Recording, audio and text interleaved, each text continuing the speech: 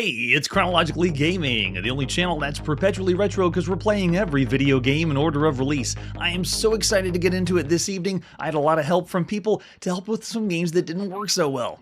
It's September 1982. We were last on the Commodore 64, but first I'm going to go back, way back, to Paradise Threat for the Atari home computer. We didn't get very far because there's no walkthrough online, but we did get a little bit of help. Thanks to T. Cook for giving me some tips or how we can play a little bit at the beginning or get a little further than we did last time on the live stream. Let's dive right in.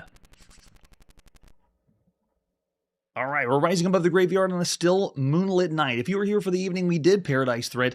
This is essentially going to be the same thing. We're going to die, float higher and higher, and our long dead friends lead us. Ooh, magical. We float rapidly down a long, bright tunnel, and you catch a glimpse of paradise before entering a tunnel. And now we are here, where we got stuck. So a gentleman is lit with a cigar is leading you by the arm as you float through the air. So, look, gentlemen, it's Winston Churchill. Oh my gosh, we actually made progress, or at least a little bit of progress. And then let's talk Churchill. I think I spelled it wrong. Oh, it worked. 2 H's doesn't count, though. He says we must hurry. Only you can help us. So let's do it again. Talk Churchill. You're in a golden conference room with an amazing group of people. Oh, yeah? Who's here? I see nothing special. Look. People. It's Churchill, Gandhi, Thomas Jefferson, Albert Einstein, Martin Luther, the Kennedy brothers, and Groucho Marx. They're all here. Because apparently we're halfway between heaven, or maybe we are in heaven. Great idea, Victor. All right, so then after we do that, let's go ahead and talk Churchill again. Does he say the same thing? He says, Abe will be here shortly. We'll wait for him. Okay, so can I wait? I don't understand. You don't understand wait? It just said we can wait for it. All right, so here we go. Let's go. Look. Groucho. He winks at you. Look. Jefferson.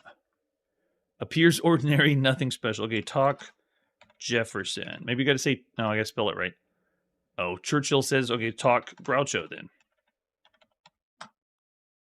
Abe Lincoln enters and smiles. So can we look again? Abe says, please just listen. I'll explain everything. Okay, so now let's listen. Since you confessed and won Satan's release, you have finally arrived in heaven. Welcome. So if you didn't tune in previously on Lucifer's Realm, the first game of this series, if you want to call it a series, you successfully thwarted Adolf Hitler in hell from overcoming, but then Satan kicked him out of hell, and now you've confessed and Satan's been released, and now we're in heaven. So we made it to heaven. It took us an entire game, and now we finally made it to this one. All right, let's listen some more. We have a serious problem here, and only you can help. I'm listening. When Satan took the magic crown from you, he drove the rebel army out of the depths of hell. Man, this is awesome. Yeah, keep them coming, Victor. The rebels have used the magic power of the Dicula statue to invade the sanctity of heaven. Wow, I can't make this up, people. Let's keep going. Listen some more. Since you helped restore that statue in order to escape from hell, only you can destroy it. Okay, so we got to go get that statue and destroy it. Lincoln takes your arm and leads you through a door. Okay. And Abe says, take these things, and gives you some things. What do we have now? Oh, he gives us the gold ring, the helmet, the scepter, and the sword. He says you must find the statue and destroy it, or thousands of souls will be lost. Epic.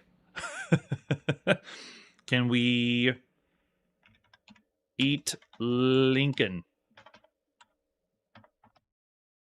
Nope, just keeps talking. He says, here we are. This is as far as I can take you. When the statue is gone, only then can we rescue you. So now we're on our own, like in most adventure games where the hero has to do it all. That's what we're going to do here. So are we out of here? Is that it?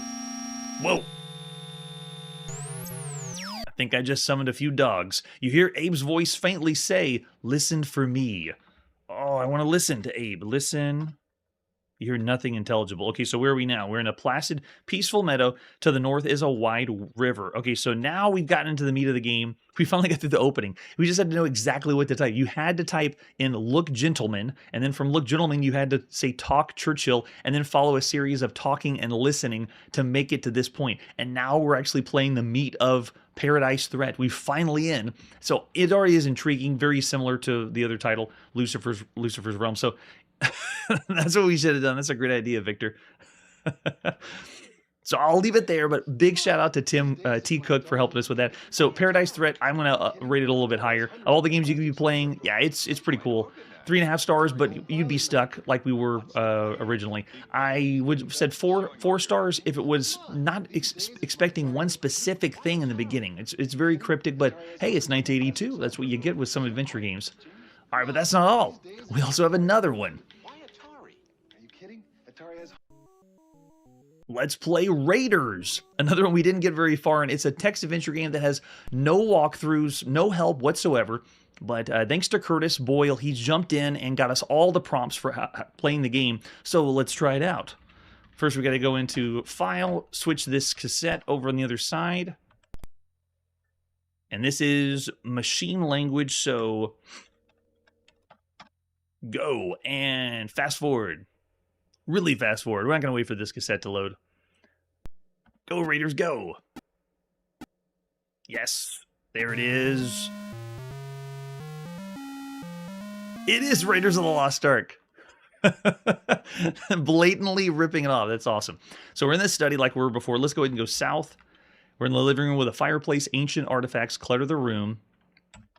Head south again. We get the street outside the professor's house. So here we are. Now we're here in the taxi cab. Okay, so go taxi.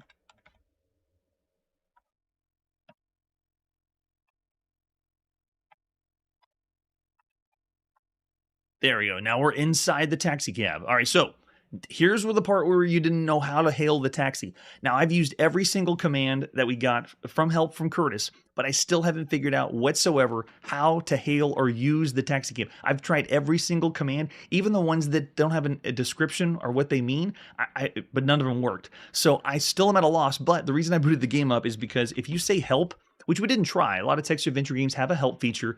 Here you go. This is what happens when you try help in Raiders on the Dragon 32. I agree. You need help. And we're like, come on, give us something. Help, please. And if you do it again, it says, I'm the one who needs help, not you. And that's pretty much all I wanted to show. That's it. That's it for Raiders. Even though the game, so I'm going to keep it down in the same rating, 1.5 stars. Even if you're wanting help, other text adventure games provide sometimes a clue or a little help with showing you the list of commands. No, not in Raiders. So because of that, I'm saying it's a bad game. Of all the games you can play on a home computer, oh man. All right, so we're now where we left off on the Commodore 64. Let's see what our next title is. We're going to the arcade to play Rescue. Rescue is so cool. Starting with the advertisement flyer, Stern to the rescue. Doesn't really show you too much, but the whole thing is the newest victory in the video field. Stern Electronics. Did they show anything about the technology behind it? Because this one's interesting. This one's pretty cool. Flip it over in the back. You can see here, paratroopers are sighted falling into dangerous waters. Attack helicopters hover above, while enemy subs, ships, and sharks threaten below. Help arrives. A rescue chopper slips into enemy territory to save the specified number of men. A chopper saving people. We've heard of that before. As mission begins, the pilot maneuvers his craft over the first paratrooper. Ladder drops down and man climbs to safety. So this is another rescue game where you're going around rescuing people, very similar to Choplifter, but it's a little bit different. Enemy helicopters shoot the rescue chopper and they have to be shot down before the rescue craft. Sharks circle around, and then the real challenge is when the pilot controls movement. The left joystick is the direction of your helicopter, but then the right joystick is your shot. So cool. It says it's factory equipped with standard earphone jack. Stern saves the Prophet Day. This means there's a earphone jack in the arcade cabinet. I gotta see that. That's pretty cool. There's an example of the arcade cabinet. Very grungy. I like it. I'm ready to go to the arcade. Welcome, everyone. Here is Rescue by Stern in the arcade. Released in September, or the beginning of September 1982. There's the terrible picture of the arcade PCB. Here's our control panel. It is twin stick. A twin stick game. Check it out. We only have one button for the bomb because it's an extra shot, but for the most part, you're going to be doing the fire button, all 8-direction movement, all 8-direction fire. At this point, this is our 15th twin stick or a video game that requires 2 joysticks to play. Oh man, looks great. And there's the arcade marquee. Classic. Get to the chopper. Time to play another chopper rescue game. So cool. So this one also has a bootleg called Apocalypse Now from Rescue. We're going to play the original, though. Going to the arcade. This is by Chris Oberth of Universal Research Laboratories. The beginning of September 1982. Such a beautiful design, right? All right, we're in. Check out the attract mode. There's our helicopter, what sharks are worth, submarines, and ships. And look at that. They even credit Chris Oberth in the arcade cabinet. Very well done, Stern. Rescue the men, take them to the island. So it's showing you a little bit how to play. I'm not playing. This is the attract mode. Is it actually going to show? Oh, yeah, no, it's just showing you the cool graphics. Take a look at that. We've seen parallax scrolling from a few titles at home on home computers, and parallax scrolling, of course, from Moon Patrol. But this is one of the best examples of line scrolling. Take a look at the background. The clouds and the water. This is one of the best we've ever seen. Very, very impressive. There's been little nuances of line scrolling in a couple of arcade games, and then Choplifter did it with very simple effect, just using little pylons on the ground. But this one is a whole nother level. Yes, it's amazing. All right, let's go in. Got our coin in. First mission, rescue 2 men. So I'm just going to fly around first. I'm not even going to rescue anybody, but just to show you what it's like. The chopper moves in all 8 directions. Feels really good, especially with the feel of the background moving with us. And then when I want to shoot, I got the other joystick to shoot 8 different directions. And there it is, my bomb. So you have a bomb that'll drop down, but then you also have the 8-way shot. So cool. Can we shoot our guys down here? Okay, good. So friendly fire means I can't shoot anybody down there, but oh, you gotta be careful. If you run into any of the other planes or helicopters going down, then you're gonna go down too. So play control feels really, really nice. It doesn't feel super overpowered, but you do feel a little bit stronger than something like Choplifter. But we haven't seen that in the arcade. It's only been on at home on the Apple II. Oh yeah, watch when you shoot them down, they're gonna come down and smack into you. I'm just messing around first, getting used to the controls to show you what it's like. But the big thing here is the way that this is drawn. So amazing, I love it. I know, it's like wearing 3D glasses. After everything we played in the arcade, this feels like it's another level again. In a way, it feels like I'm playing, when I played Zaxxon, it felt like it was something from the future. Alright, so, oh, didn't rescue him all the way. Rescue him under fire, very nice. Let's go find our other guy, there he is. And notice when the screen scrolls, let's go pick him up. Get him, get him, get him. And then they both are dead. Game over, we only rigged private. And we can put our initials in, yes. Right stick to select. Oh, it works great. Yeah, to put your initial in. Just use the 2 sticks. Nice. And look, Chris Oberth's #1. Too cool. Just got to get over 10,400 points. All right, let's go in again. Quarter in, and let's do it. So cool. The other thing, too, is take a look at the colors. How are they doing this in our arcade cabinet right now?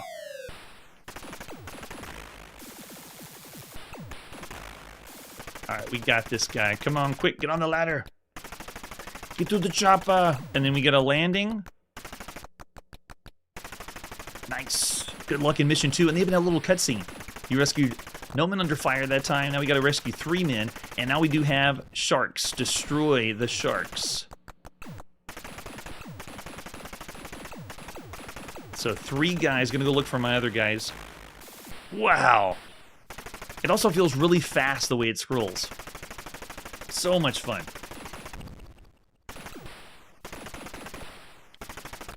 Get in there, let's go!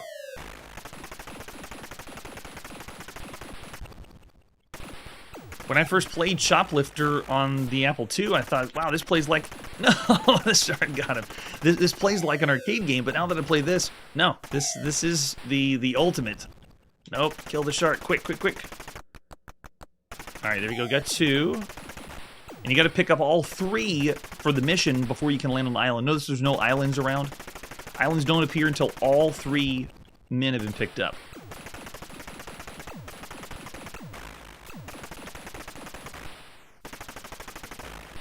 Oh, and the plane got me.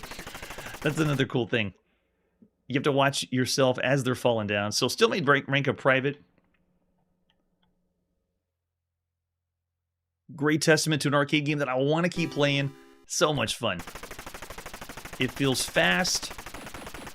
It feels good. This is also the very first time any game has been a shoot 'em up or a scrolling shoot 'em up, and it's a twin stick shooter. We played plenty of twin stick shooters or games that require 2 joysticks, but not like this.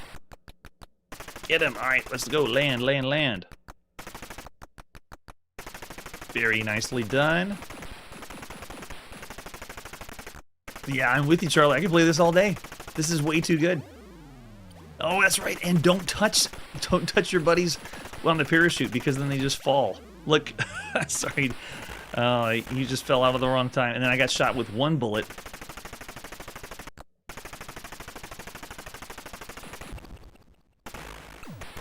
Okay, think ahead and then dodge the planes and then go for the rescue. That's it. Nice. So this is blending elements like Defender with the scrolling. It's blending Choplifter or rescuing, which we've seen in quite a bit of video games. Uh-oh, nope, nope, nope. Oh, we got a shot on me, man. There's a lot of things to be watching for when every level it's going to add something else, but you have to watch for enemy planes falling, where they're going to be, where their shots are. The really small yellow pixel. Okay, got 2. Just got to get 1 more. Where's our buddy? There he is. But they know you can shoot quite a bit, so they're not going to go easy on you. All right, got another one there. Nice. All right, quick, quick, quick. Got all 3.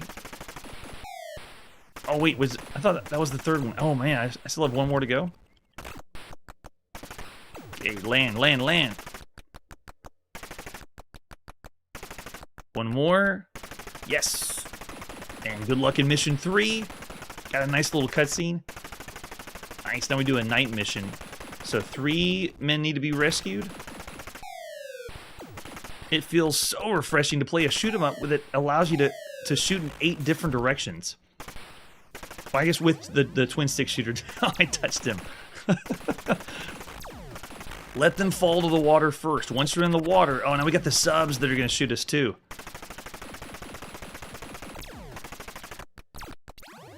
Oh man, he didn't get the ladder. I don't believe it. Can I still get him? Let's see. Subs should avoid me. Nice. I mean, look how crazy this is. Oh man, it's awesome.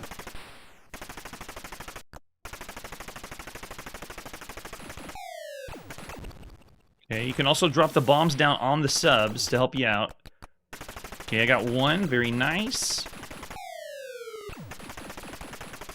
Need to bomb me a shark. That'll help. There we go. Wait, the bomb didn't work.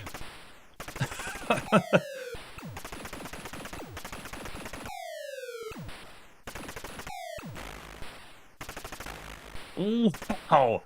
That 1 bullet of pixel. And I'm still only ranked private. Yes, it's a mixture of them both, Marshall. I couldn't agree more. I love it. Yeah, add it to your playlist. It's really, really good. All right, so of all the games we played so far, this is a big surprise. I had never heard of Rescue. It's a very simple title. Most people would just breeze right by it, but Rescue is fantastic. Of all the games we could play in arcade, this is one of the best. One of the best arcade games, mixing lots of different things, and surprising that it's coming from Stern, too. So I'm going to start actually at 4.5 stars and then go from there. Yes, Chopatron, I love it. Yeah, the graphics are top-notch. This is one of the best with gameplay, graphics. Sound, though, is minimal, but it did offer the audio jack if you wanted to as well. Manly's throwing out 4 stars. Bardo Man says 5. And, yeah, I see 4 from Kim Wilde. Very good. And Charlie saying 5. Oh, I bet Charlie's saying 5, yeah. Yeah, I'm going to say of all the games you can play right now, this one is one of the best. I'm going to have to go all the way. Oh, I was trying to think of what we... No, as far as Golden Age games, there's so many others that I could play a lot too. So this one, it's a tough one. I'm still gonna say 4.5 stars. It's one of the best arcade games you could play right now. But if you think of all the other arcades we've seen, arcade games that are the golden age arcade games, Rescue's, I mean, it's not Donkey Kong, it's not Frogger, it's not one of the classics, but this right here is going to be the future of what other arcade games are going to be like. Larger playfields, more places to explore. It also didn't allow you to continue after putting a coin in, like later games. Marshall's going 4.5 stars. Obsidian Arcade says 4.2. Very nice. All right, after Rescue, what's next? Yeah, we're on the Atari VCS. Here's Riddle of the Sphinx. Let's check it out. This one is the 6th Imagic game we played here on the show. 6 games by Imagic, and they've been so good. The front of the box is all about Egypt. It still has that really nice sheen that Imagic boxes have. Flip it over on the back. We have an example of the screenshot. This has mystery and danger that accompany your journey across Egypt's Valley of the Kings. You'll encounter flaming phoenix, cross paths with stone-throwing thieves. It's a 1 or 2 player... Wait, what? 1 or 2 players? I think it's alternate play. Or maybe you use... I know you use 2 joysticks, but I don't know if they're talking about 2 players.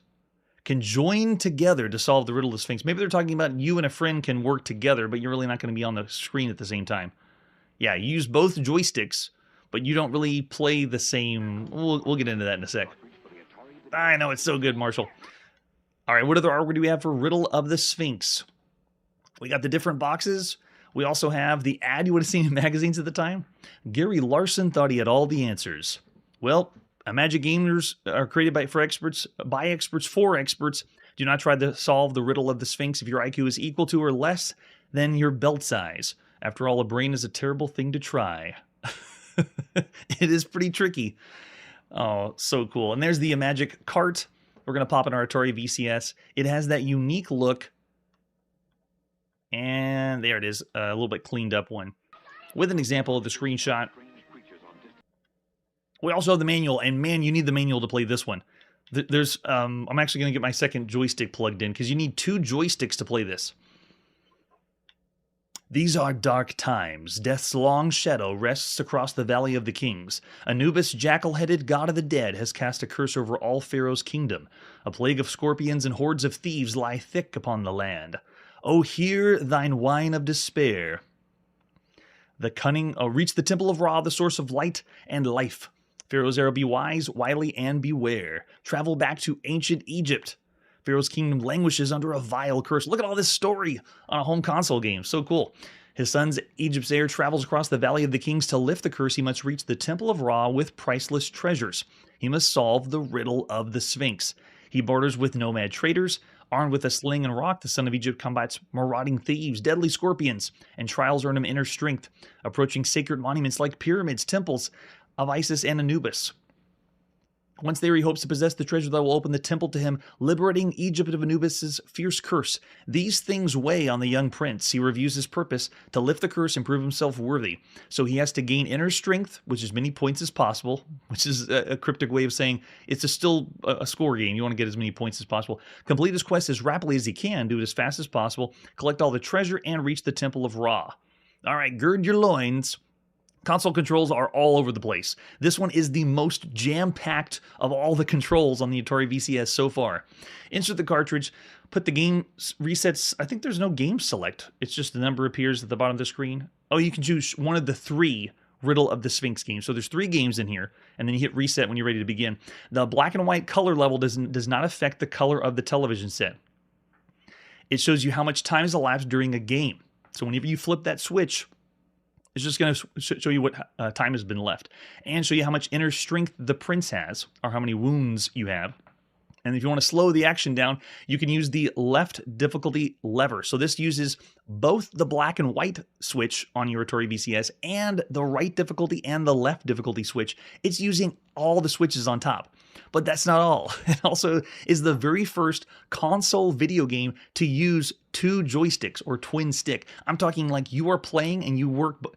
You're not doing a twin stick shooter, but you have to use 2 controllers to play the game. All the controls are also on another joystick.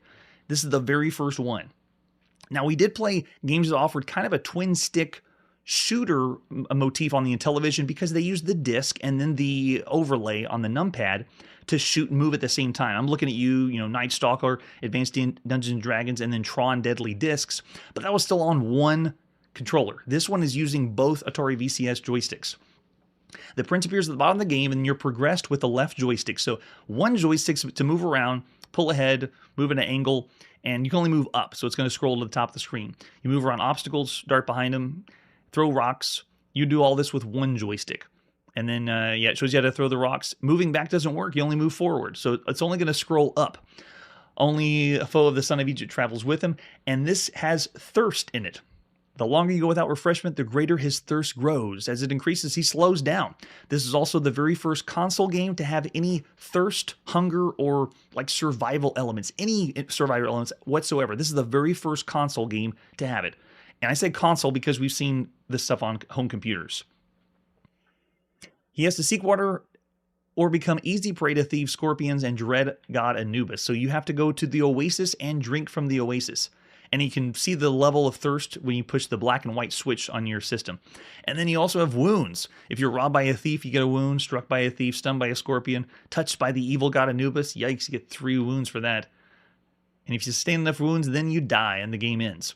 But you can't heal wounds as long as you avoid enemy assaults. So this is a game that is one of the very first that is regenerative health. This is the very first console game where you're regenerating health slowly over time. So many firsts for this game. So who are they to wound, heal, barter, and sometimes betray the persistent son of Pharaoh? And then it has all the people in the game you're going to see. You're going to see thieves, scorpions, nomad traders, and also people you can meet or avoid, which is like the Isis, god of fertility. And who's this? Oh, that's us. If we please Isis, which is not always the case, a bell sounds, the prince's wounds are healed, and thirst is quenched. Thanks, Isis.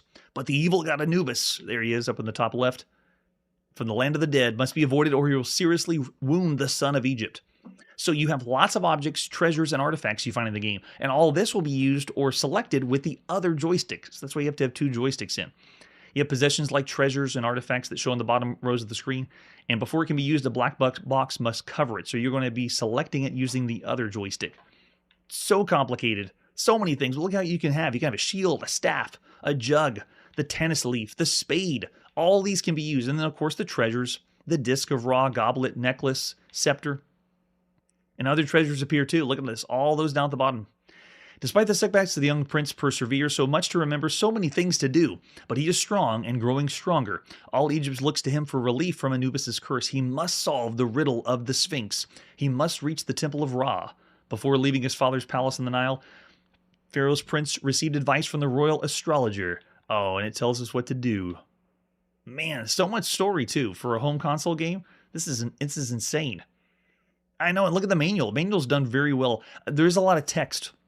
A lot to read because there's so much about it. I mean, look, it shows you about the pyramids, Phoenix, Temple of Isis, Anubis, the Sphinx, Temple of Ra, with the example of what it. And when the game ends, when you reach the Temple of Ra, make the correct offering, and treasures are accepted, or you die because you had too many wounds. So here's the 3 different games. We got Son of Egypt tries to get to the Pharaoh's kingdom as quickly as he can. And then game 2, the journey's more difficult. Sphinx won't let the prince pass. You have to make the correct offering. And then game 3 is the supreme challenge. The son of Pharaoh must make 2 offerings, and God, so many things. And I don't think it shows it here. Yeah, it doesn't show the contest. There is a contest for this for people to finish. Whoever got to the end won some cash. So this really, really cool. Another video game with game contest. I would say this one's way more fun than Pie Mania that we played last episode. And then we also have tips too. Thanks, Imagic. And this does have other versions. PAL Regions had this, and NTSC. And there's also a hack I have, Rambo in Afghanistan by Kyle Pittman. We're going to play the original. This is Riddle of the Sphinx by Rob Fulop via Imagic in the beginning of September 1982. And I'm going to go with game mode number 1 and reset. There I am. Oh, yes. I am jacked as the Prince of Egypt. I have stones that throw to the top. And if you see the characters come at me, I can move down, but they kind of disappear. Notice they don't come after me after I move to the top. Also, notice there's no sound. Whenever we play this, it doesn't happen until you shoot something. So let's see, I can move my way there. Nice. And And then you use the black and white switch to see your hunger and thirst. There's the time it takes, or how long I played the game, and then how many points I've scored if I want to switch to that. But I can go back and forth. I'll keep it on hunger and thirst, because more wounds you have, or your number of thirst, if you need water, we need to find an oasis.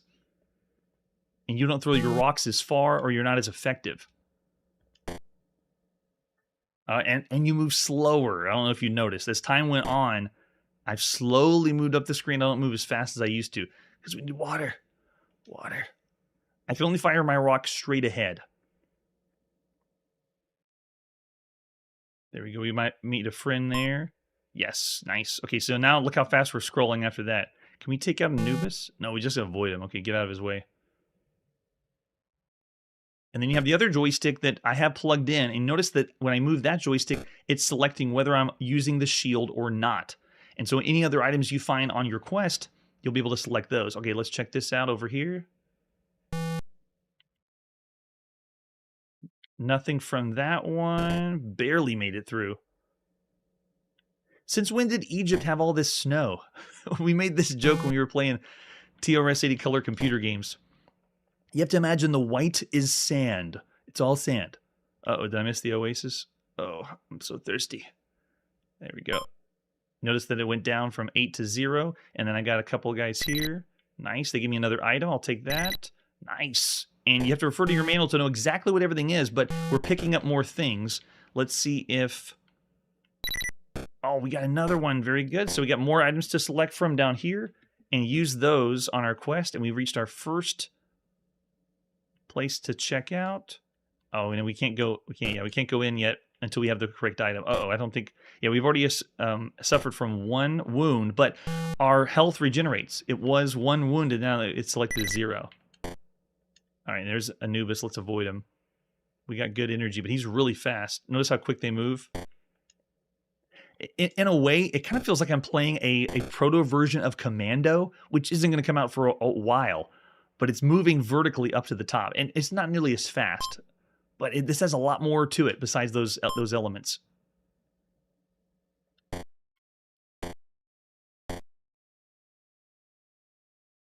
That's right. You got to highlight the item before you can offer it.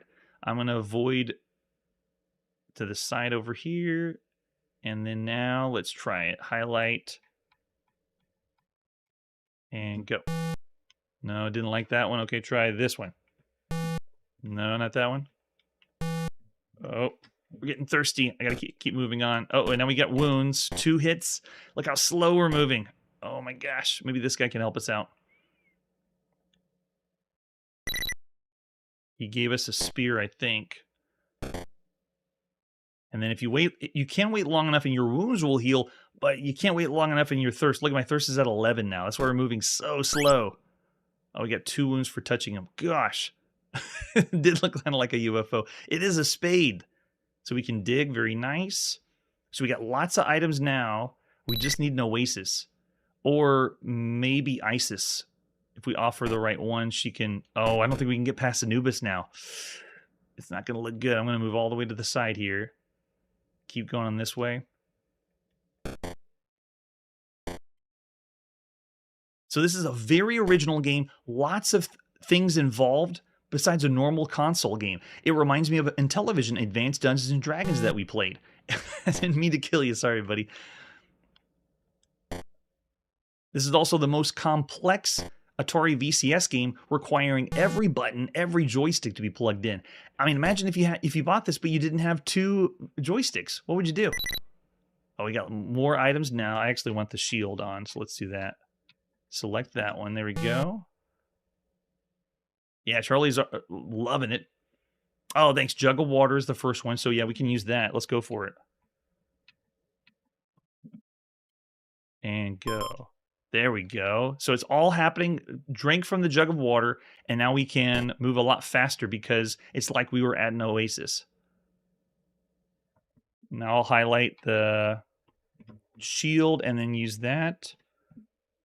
And you got to offer up at the... Oh, no, go to the side. Maybe I can pick up another jug.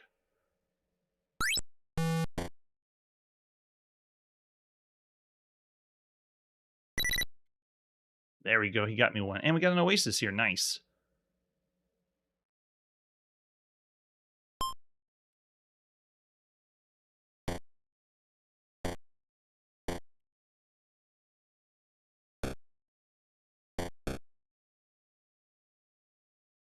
I actually thought that Indiana Jones was the first Atari VCS game to incorporate so much. You know, the 2 joysticks in play. All right, so let's try an offering here. Oh, he doesn't like that one. How about this one? But this one is the first one, and we have not seen Indiana Jones yet. It doesn't exist. No, he doesn't do that one. Okay, let me go for this guy on the left side. Yeah, it is not a simple Atari 2600 game or Atari VCS game.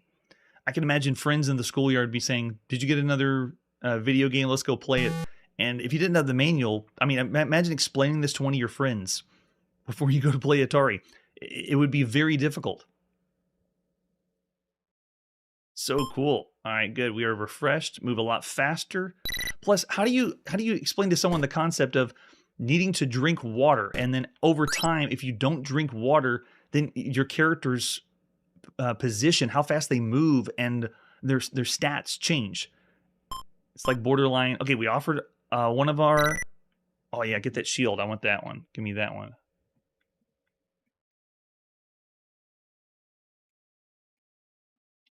It's just a crazy concept. Uh-oh, who do we miss? Something is... Oh, is it him? I think we passed to the edge.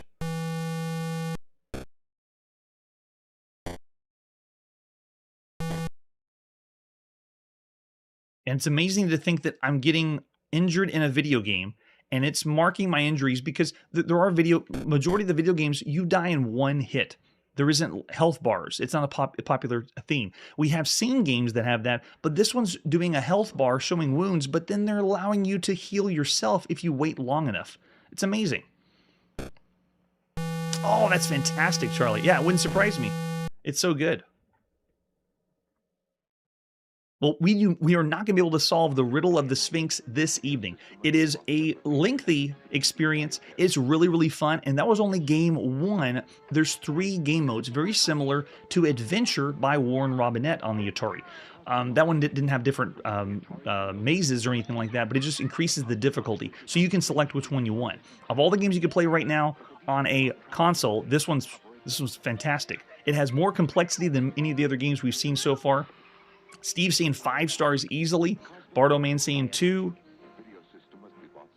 The only thing that would elevate this is whenever they go to a place to offer your offer something, you'd go into another location, kind of like going in the castle and Adventure. But yeah, Steve saying that 4.5 from Charlie. Yeah, 4.5 from Bartleman. Yeah, I liken this to compare to not nearly the level of Pitfall, which we've already seen on the Atari VCS, but Riddle of the Sphinx is still one of the best games on home console. I'm going to have to say 4.5 stars. Very well done. And you saw it here. I mean, look how many firsts it had. First 2 joysticks on a home console. First game that had Hunger and Thirst. First game that had Regenerative. I mean, like, they're just trying so many things, and while it isn't executed perfectly, it's executed well enough to be enjoyable. Awesome. All right, what's next? We're now on the Commodore VIC-20, and this is River Rescue. Oh, good point, Marshall. Yeah, it did feel that way. Here's the box for River Rescue. This is by Thorn EMI Video, which means we're in the United Kingdom. We're going to see this one later on the Atari home computer, ZX Spectrum, and Commodore 64. And here it is first. A cartridge on our VIC-20. Love it. Flip it over the back. We're going to navigate a riverboat through the jungle. 3 intrepid explorers are lost in the jungle. As captain of a powerful riverboat, you hope to claim the reward offered for their rescue. Navigating one of the wildest, most hazardous rivers in the world is not easy, but speeding is essential, as there are others on the trail. You shoot obstacles in the winding river, listen for signals on the weak radio transmitter telling you they're close, rescue all 3 explorers, and take them to the hospital to get your bonus. So it's another rescue game. Rescue games are all the rage. All right, so after the box, We also have the ad you would have seen in magazines, and I think this one has the other. Yeah, there. United Kingdom shows the VIC-20 cartridge, Atari, Spectrum, and Commodore 64 all right here. £10. At least it says right there. You're their only hope. Of course we are. And there's the cartridge, or at least the side of the cartridge, with an example of the screenshot. I'm not familiar with this one, but we do have the manual. How do we play some River Rescue? Authority in my video is really classy. I don't know if you noticed, the back of the box changed a little bit. They used to show, how many players were, or the stats on the back of the box, but they don't have that. But they still are following the same theme or motif for their box. Programmed by W. Kemp. Way to go, W. Remember those funfair race games where you steer a racing car along an rolling track or overturn other cars, suddenly turn up under your wheels? River Rescue is an electronic version of that type of race game. No, I'm not familiar with that race game, but many subtle additions. You control your speed as well as your direction. You have a blowgun for shooting obstacles in your path, and you have a dock, pick up 3 explorers, and land them safely. If you hit an obstacle or the bank or explode, you lose a life. Meanwhile, the computer awards you points for speed, obstacles destroyed, successful pickups, and a final bonus if you complete the course. Full instructions and loading. Now it's a Commodore VIC-20. What do we need to load? It's just put the cartridge in and play.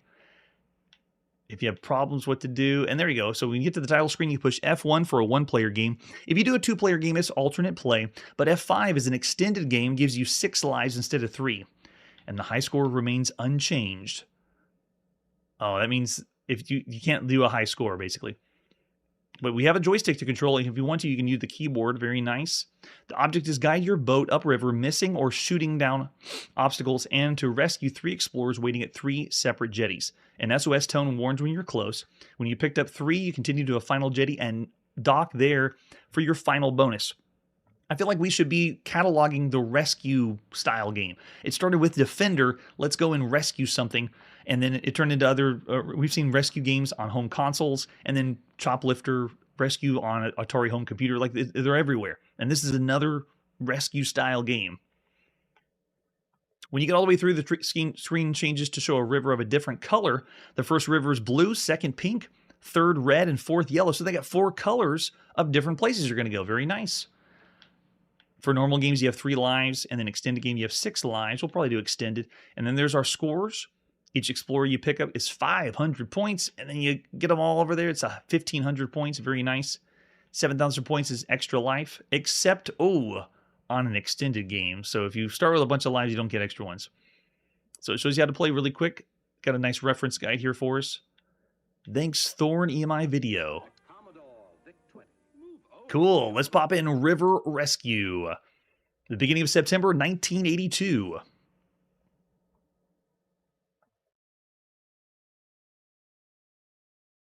Already we're greeted with a arcade-style attract mode. I love it. Now that I heard we couldn't get extra lives, I'll start a normal. Let's hit F1 and do the first game mode. 3 lives. There it is in the top left. No way. It is the very first video game where we are a boat as a shoot 'em up. We've been a submarine underwater. Oh, wait, was that? Oh, that was our pickup, I think. I'm going too fast. Can I speed up? Oh, whoa, you can speed up. Awesome. So the right joystick does increase your speed. It's almost like I'm not picking up anybody. I'm not rescuing anybody. But I just wanted to see how fast this would go. Wow.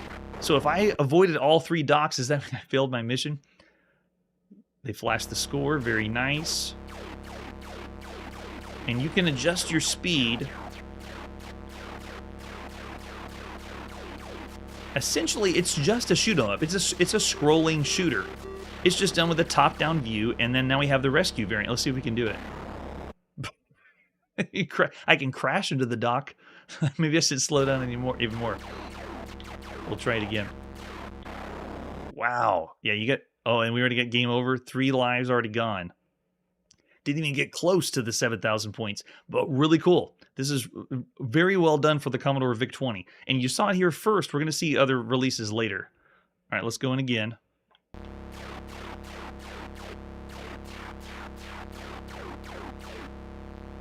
Auto fire on the Commodore VIC-20 joystick. 1 shot at a time, and you can wait a little bit. I want to listen for that radar. Okay, we got someone. Let's slow down. Slow down. We got it. There's the rescue. Okay, we got one person. It shows in the top right. So you pick him up, and then I think it has a timer. Gosh, you can go so fast, though. You have things to dodge, and in a way, it's like River Raid, but, you know, on its side. But we haven't seen River Raid yet. River Raid doesn't exist. Because scrolling and shooting through obstacles.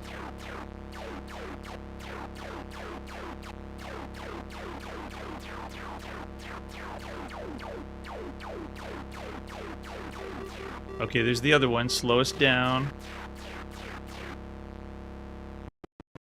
Got him. Nice. So all I can do is get close, and then it works. All right, we got all three, and then now, where's the delivery?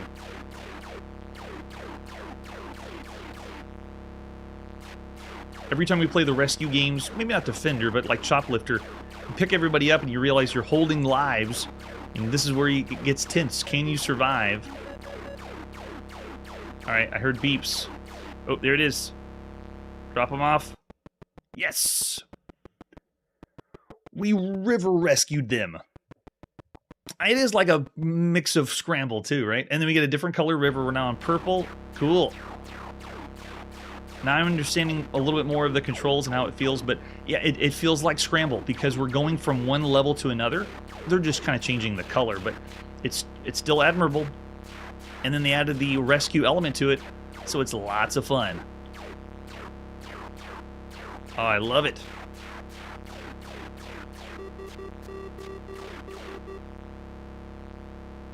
Here's our first pickup. Let's see if we make it nice and easy. Yeah, you just got to get close at the slow speed and you'll pick them up. If you play like this the whole time, though, it really doesn't do the game justice because you think that the game is chugging along, but then whenever you decide to crank it up, look at this, you can go, wow, and crash. So did I kill someone already? Oh, I still counted it. Interesting. They still have the guy on the top right, so that means I still rescued one person, even though the whole thing went down.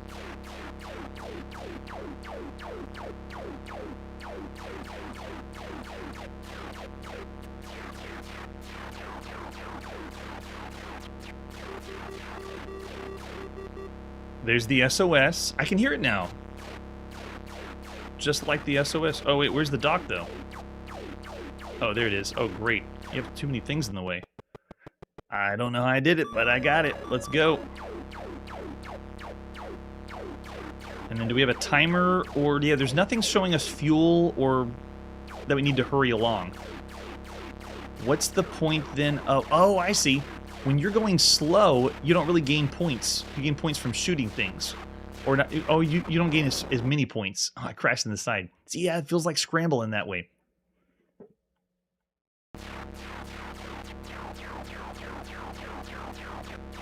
And then the color changes up the river in the background. But still, for a home computer game, it's fun. I just want to go really, really fast. I love to see how fast it scrolls. Go, go, go. Game over. So we played underwater, like sub-games, Scramble variants in the arcade. For a home computer game, though, this is the very first you could be a scrolling shooter where you're in a boat. And so far, as far as rescue games or shooter games that you could play on home computers, some of the best ones have been Lunar Leaper that we played in 1981. And of course, Choplifter we saw on the Apple II in May 1982. And then on the TRS-80, we played Sea Dragon, very, very well done, in June 1982. And Chopper Rescue was the most recent one in Atari home computers, September, which didn't scroll like this, but it was the kind of the rescue style game. So this style of shoot 'em up like Scramble and also rescue done like this is unique, very well done. Yeah, the risk reward's there. Everyone loves the risk reward. So of all the games you can play on a home computer, I'd say it starting above average of everything so far. I see Bardo Mainstein 3.5, 2, Charlie's 3.5, Manly. Yeah, if it was only Vic 20, I'd definitely say 4. Yeah, I'm actually going to start at 4, of all the games you could play, just because of how unique it is, where you're playing Scramble and you have the rescue element too. It's 2-player alternate, but the way it's controlled and the performance for the game, I really love it. For a home computer, I'm going to have to say 4. 4 stars of everything up to this point.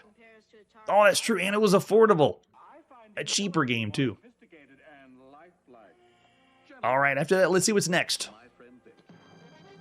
We're on the TRS-80 color computer. This is Robot Bomber. Robot Bomber only has a few screenshots, so let's pop it in play. By Andrew Pakursky. Published by TND Software in the beginning of September 1982.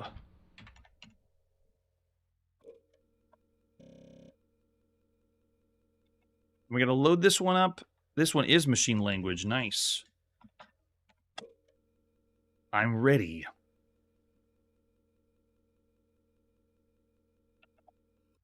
Yes, Coco Cassette. This is another one of those tape-based magazines. And this is our 120th TRS-80 color computer game we played on the channel. Channel 120 and going strong. Here we go. So this one is pressing the key to start.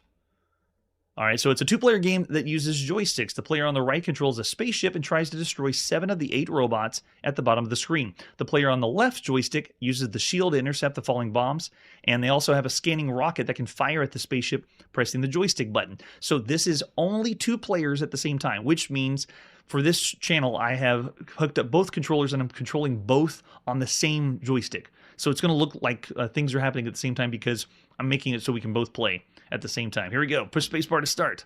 All right, so you can see here, this is player 1 as the spaceship, and when the spaceship drops bombs, player 2 controls the bottom blue disc and also the blue disc on the right side. So it's player 1's yellow, player 2 is blue. And so player 1's trying to blow up all the robots, and then player 2 is trying to deflect it. Oh, make sure that they don't get bombs dropped on top of them. And hopefully you can take out the UFO like this. Oh, missed him. There we go. Yeah, they are hard to see. It's green on green, or green on a different kind of green. So robots win that round. Do you want to play again? Yes.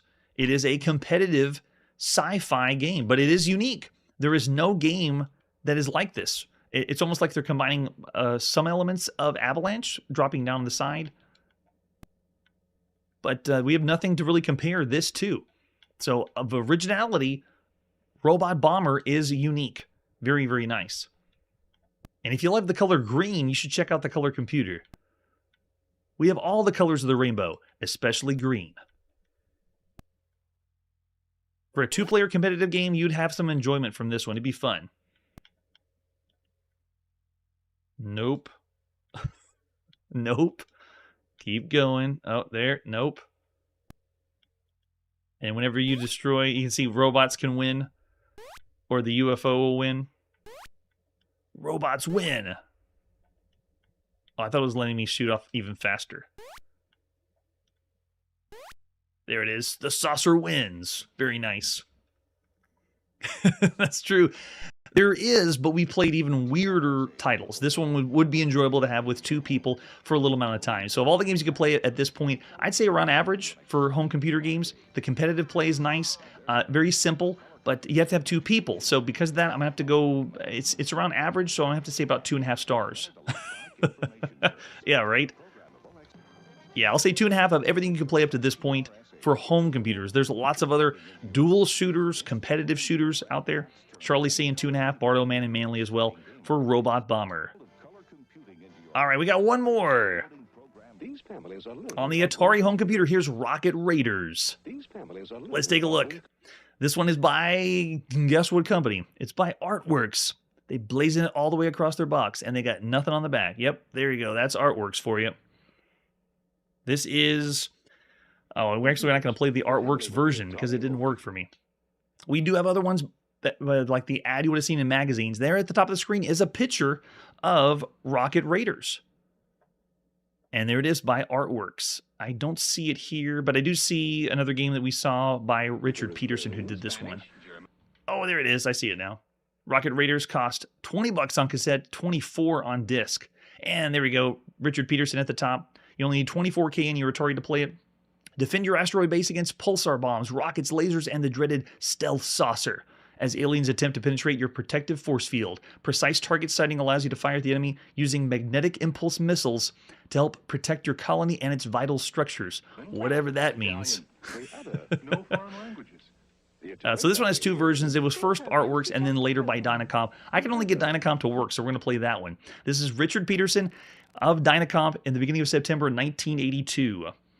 This is using BASIC, and this is the 9th game that Dynacomp has done for us. Richard Peterson isn't new to the show. We saw Forest Fire in 1981 and the sequel, Forest Fire 2, in February 1982. So this is the latest. Hold your ears. It's not so bad. We'll load it by cassette.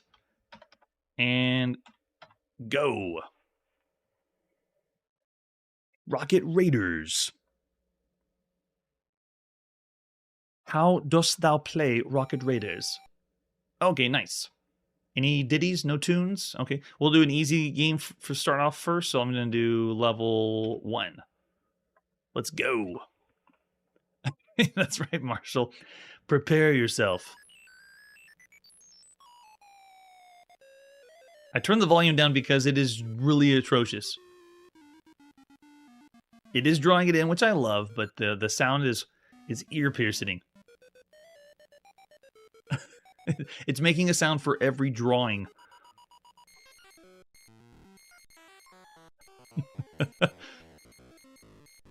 Hopefully you can barely hear that, because if it was any louder, it is terrible. Cool background, though. All right, so there I am. I'm a cursor on the screen. Can I fire? Nothing yet. My red button on the Atari VCS joystick is not working. But I got a cursor that moves around. Do I have to push start? No? You just wait? Is this what it is? Is it loading? Is that what it's doing? It's glowing. Oh, it stopped glowing. Oh, I'm in. Whoa, cool. So I had a cool sound effect. It is like Missile Command. Okay, so we have a force field over a city, and there's bombs that are dropping down, but this is a very bizarre way to play Missile Command. You have to time this perfectly. What? There, I finally got one. It doesn't make a giant explosion like it does in normal Missile Command. Wow. Okay, yeah, there you go. So I'm kind of getting the timing, but notice how small the explosion is. If you mistime this, if you don't lead it the right way, it's not going to happen. It's more meticulous than Missile Command. Uh-oh, they're breaking through force fields. Must protect the city. Ow, very strange timing.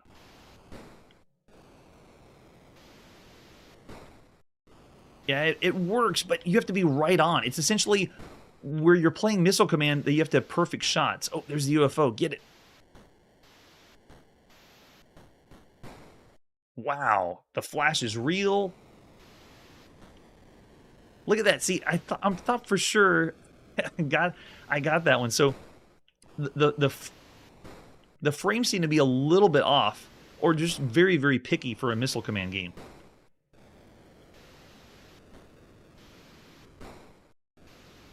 And it works. We got protection going.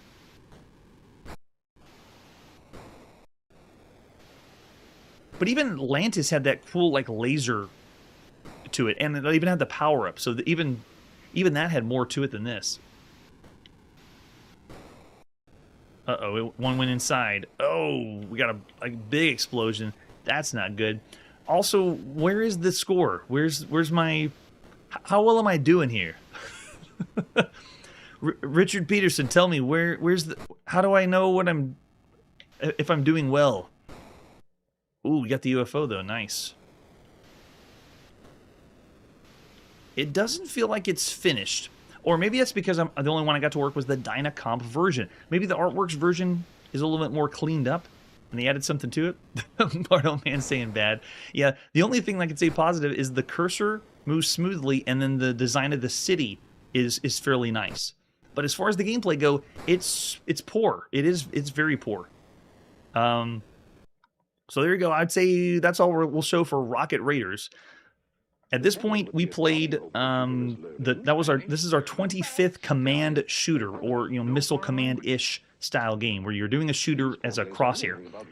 So after 25 games, we played a lot of really good ones. Most recent one was Laser Command on the BBC Micro, Mosquito Infestation in August 1982 on the VIC-20, and Outworld on the VIC-20 and the Atari home computer. And those would fare better than this one. So if you had this one and this is the only game for a home computer that was like Missile Command, you'd find some enjoyment in it. You make it work, but it feels like it's not finished. So because of that, I got to go low. Yeah, I'm with you on that, Joel. I'm going to say 2.5 stars of every game you could play. It's not necessarily in the bad range. You'd find enjoyment on it because it does control okay with the crosshair, but that explosion just doesn't work as well. Not as well, but I wouldn't say bad. It's low.